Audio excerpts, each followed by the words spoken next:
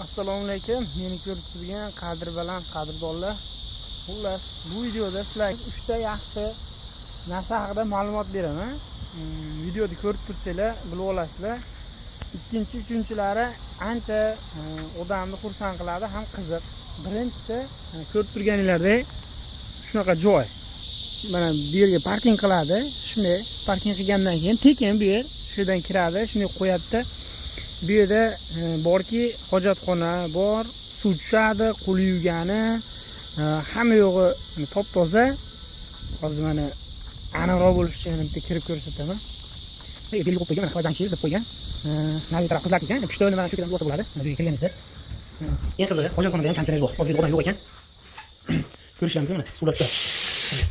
Juda o'yna, bu yoqda ham o'yna. Mana bu yerga nogironlarga kirgani, kelib endi bu narsani ko'rsatish g'alati, lekin ancha qulaylik deb ko'rsatyapman. Jamoat hojatxonalari keyin manaqa joyman. Odamlarda kunda shug'ullanib, chigal yozish shunaqa mashqlarni qilib yurgan sharoit ekan, oyoqlar yumshoq narsa, qanday yumshoq, yengillik narsa qilingan. Ko'p turganlarga hammasi yaxshi ishlaydi. Keyin mana bu yoqda ko'l bor, bu ham sun'iy ko'l, o'zlari yasab qilib qo'ygan. O'tirasiz, yugurasiz, aylanasiz, qilib oilaviy o'zingiz sport bilan shug'ullanib, kechki sayr qilib aylansangiz bo'ladi. Sizlarga yetkazmoqchi bo'lgan ma'lumotlardan bittasi bu avtobus liniyasi, avtobus bekatlari. Avtobus liniyasi juda zo'r rivojlangan bu Koreyada. Bu ham balki Toshkentda, shahar joylarida bizda ham bor-ku, bekatdan bekatga to'xtaydi, lekin men bilganim Asakada unaqa emas, avtobuslar bo'lmaydi. Bu yer men ko'rsatayotgan joy O'zbekistondagi shu men yashaydigan qishloqqa o'xshaydi mana. Ko'rishingiz mumkin. Bu yerda 100 912 mana shu yozib qo'ygan raqamli avtobuslar qatnaydi. Ko'p turganlarda shu nomi bilan, raqami bilan qatnaydi. Doim o'zini vaqtida kelib turadi. Ikkinchisi, mana bu yerda avtobus bekat konditsioner bilan. Odamlarga ham qulaylik, mana konditsioner o'rnatib qo'yishgan, birov pul to'lamaydi.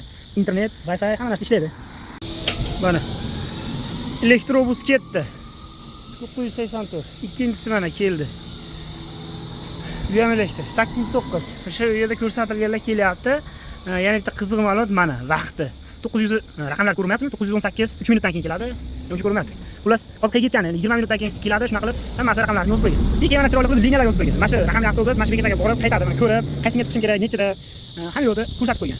Mana bu ham qizig'i, qishda isiydi. Mana shu o'rindiq qishda isib, odamlarning sovqotmasligini mana bu tarafga yana avtobus keldi. Har bir minutda 2-3 minutda bir avtobus kelib turadi. Hamma bekatga. Koreyaning eng qishloq, eng chekka joyiga kelib turadi. Biz sita qo'yib o'rganib, shunday to'xtatib qolamiz. Koreyaga tur yil bo'lgan bo'lsa kelganimga biror marta bu narsa bekor bo'lib g'alati ekan demaganman. Har bir qandaydir qo'yib qolib zo'r ekan. Mana sizlarga axlat tashlaydigan joylari boshqa. Hop, mana bu yerda ko'rsangiz, hozir mana ichini ko'rsataman. Odam bor ekan. Mana konditsionerlik, hamma joyi bor. Eng qizig'i muzda liniyalar yozib qo'ygan. 399 mana liniyalar bergan yozib qo'ygan. Bu yer konditsionerlik bor. Kameralarni qo'yib qo'ygan. Bu yerda avtobuslar konditsionerlik qilgan safada bor. Bu yerda tepada ham konditsioner ishlab turibdi. Yo'q, mana kameralar qo'yib qo'ygan. Koreya ancha xavfsiz. Xavfsiz davlat. Bu yerda liniyalar kelishini qo'yib qo'ygan. Shunaqa avtobusga qo'yib qolsa bo'ladi. Har safar o'z vaqtida kelib turadi. Mana shu ham bitta odamlarning qulayligi. Konditsionerlar qo'yib qo'ygan, kim qilgan, davlat qilgan, odamlar qulayligi uchun qilgan. Hozirlarga yana bitta uchinchi ko'rsatmoqchi bo'lgan narsam bu magazin. Endi O'zbekistonda yomon deyish qiyin, O'zbekistonda ham ancha yaxshi magazinlar. Lekin bu yerda magazinni, ular 3 ta brend bor. Siu, keyin GS25 degan magazin bor, keyin 11 degan ashuni inglizcha 11 deb 7 raqamni qo'yib qo'ygan, shu magazin bor. Mana GS25. Shu aytgan magazinlardan bittasi, ancha yaxshisi. Bu yerga kirasiz. Mana. Neozeyo konditsionerlari bor. Bu narsalarga mana shu yerga kirganlarda yeydigan narsalar hammasi bor. Birinchisi mana bu suvlar. Shunday o'ziga kerakli mana el razmeri tanlab, muzicha. Shuni ham ko'rsatib olamiz. Ichida muz bor. Buni olasiz, yozda kunida o'ziga mos keladigan razmerli suvlardan olasiz. Bu yerda kofelar bor, apelsin, qovun, tog' suvlari hamma narsa bor. Bemalol o'ziga kerakli razmerlikni olib ichingiz bo'ladi. Bu yerda mevalar ham bor. Endi bular biz yesak bo'lmaydi, lekin yesak bo'ladigan narxi 2100 won. Koreyaning narxi o'ta arzon. Mana bu tovuq go'shti mana 4000 won. O'zbekiston so'miga misol 30-40 ming bo'lishi mumkin, lekin Koreyani puliga hisoblaganda juda arzon. Bir soatlik ish pulini yarim narxi. Deyarli undan ham arzonroq, 3 dan 1. Bir soat ish haqini. O'sha davlat hisobiga hisoblaganda. Tagida kofelar, suvlar, hamma narsa shu muzday holatda turadi. Bu yoqda Koreyaning narxi lamyon, ro'tlar yo'q. Busiz tasavvur bo'lmaydi, shuning uchun bulardan ko'p.